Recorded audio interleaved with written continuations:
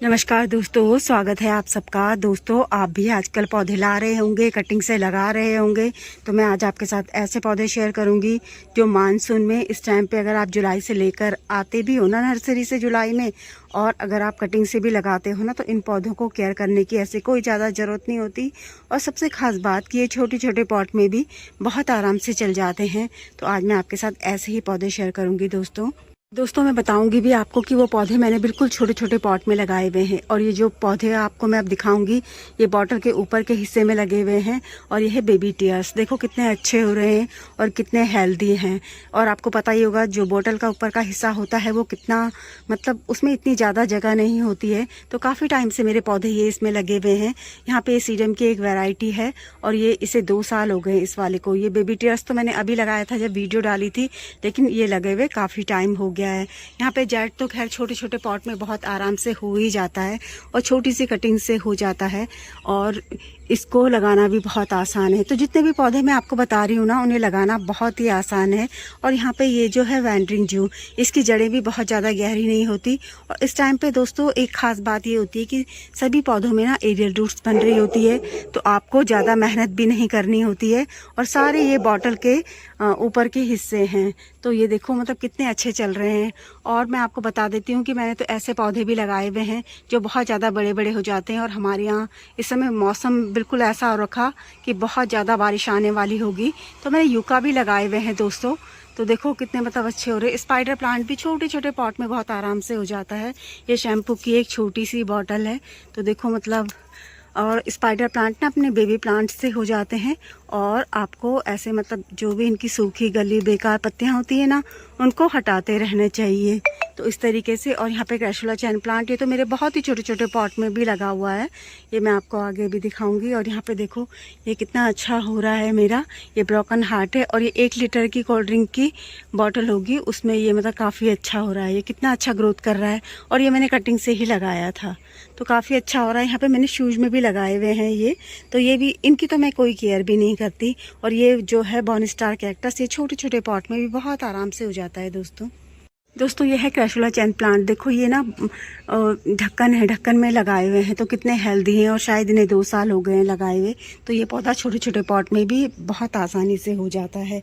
यहाँ पे भी मैंने लगाया हुआ है। इसी तरह हावर्थ है कि आप किसी भी वैरायटी को छोटे छोटे पॉट में लगा सकते हो। मेरे पास 4-5 तरह के हावर्थियाँ हैं। मनी प्लांट को आप छोटे छोटे पॉट में लगा सकते हो। हालाँकि ये मतलब काफ़ी वो करता है। ये देखो अभी कटिंग्स लगाई थी मैंने कुछ दिन पहले, और इसमें अब ये ग्रोथ होनी शुरू हो गई है। इसकी नई पत्तियां आने लग गई हैं, शायद आपको दिख नहीं रही होगी। तो आप ना किसी भी सक्लेंट को छोटे छोटे पॉट में लगा सकते हो, क्योंकि उनकी जड़ें बहुत ज़्यादा गहरी नहीं होती है।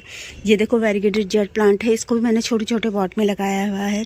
अरेलिया ना बहुत बड़े बड़े हो जाते हैं, लेकिन जो मेरी अरेलिया है, मिनी अरेलिया को आप छोटे छोटे पॉट में लगा सकते हो। ये मेरे छोटे नर्सरी पॉट में ही लगा हुआ है। और यहाँ पर देखो दही के डब्बे में मनी प्लांट कितना अच्छा हो रहा है ये। तो आप इनको छोटे छोटे पॉट में लगा के हैंग कर सकते हो। यहाँ आप जितने भी देख रहे होंगे सब छोटे छोटे पॉट में लगे हुए हैं, बिल्कुल छोटे छोटे। दोस्तों ये है वोट लिली। वोट लिली की भी 2-3 वैरायटी होती है, और वोट लिली भी छोटे छोटे पॉट में आराम से चल जाती है। इसी तरह डॉलर प्लांट भी छोटे छोटे पॉट में बहुत आराम से चल जाता है दोस्तों। यहाँ पे ये ना ये छोटी छोटी बॉटल्स हैं जिनको कट करके मैंने वोट लिली लगाई हुई है। तो ये आज से नहीं लगी हुई है, इसे शायद 2 साल हो गए होंगे लगे हुए। आप देख भी रहे होंगे कि मतलब कितने सारे बेबी प्लांट्स बन रहे हैं, और अब उसमें जगह भी नहीं है बॉटल्स में। इसी तरह होता है ये वॉल्यूइंग ज्यू। वॉल्यूइंग ज्यू भी छोटे छोटे पॉट में बहुत आराम से हो जाता है। तो छोटे छोटे पॉट में आप इन्हें लगा सकते हो। दोस्तों क्रीपिंग चार्ली भी ऐसी ही होती है, वो भी छोटे छोटे पॉट में हो जाती है। इसकी जड़ें भी बहुत ज़्यादा गहरी नहीं होती। और ये एक हैंगिंग प्लांट्स भी है, तो हैंगिंग में भी काफ़ी खूबसूरत लगते हैं ये। तो आप इन्हें कटिंग से लगा सकते हो। वैसे ना ये इस टाइम पे मेरे गार्डन में तो ऐसा होता है, क्योंकि मेरे जो पॉट होते हैं वो ऊपर हैंग किए हुए रहते हैं, और उनके नीचे कोई ना कोई पॉट रहता है। तो उनकी कोई ना कोई टहनी टूटती है और किसी पॉट में गिर जाती है, तो ये खुद भी जड़ बना लेते हैं। दोस्तों मदर ऑफ थाउजेंड को भी छोटे छोटे पॉट में लगाना बहुत आसान है। अगर आप पॉट बिल्कुल छोटा सा दोगे तो पौधा छोटा ही रहेगा। मेरे जैसे अगर आप पॉट थोड़ा बड़ा दे दोगे तो पौधा बहुत बड़ा हो जाएगा। और ये दोनों जो मदर ऑफ थाउजेंड है ना, ये सिर्फ 1 लीटर के डब्बे में लगे हुए हैं, और कितने बड़े हो गए हैं।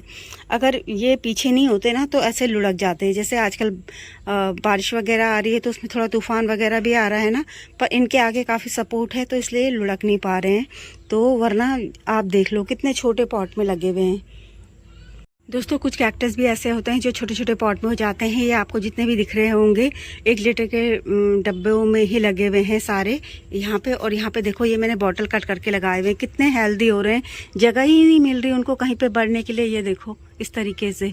और जेट भी मैंने छोटे छोटे दही के डब्बों में लगाए हुए हैं, वहाँ पे कैक्टस लगाए हुए हैं। ये बॉर्न स्टार कैक्टस है ना, जो ये भी छोटे छोटे पॉट में चल जाता है। बस ये वाले जैसे ये मिल्क ट्री है और दूसरा ये है, और यहाँ पे बनी एयर से इनको थोड़ा बड़ा पॉट चाहिए होता है।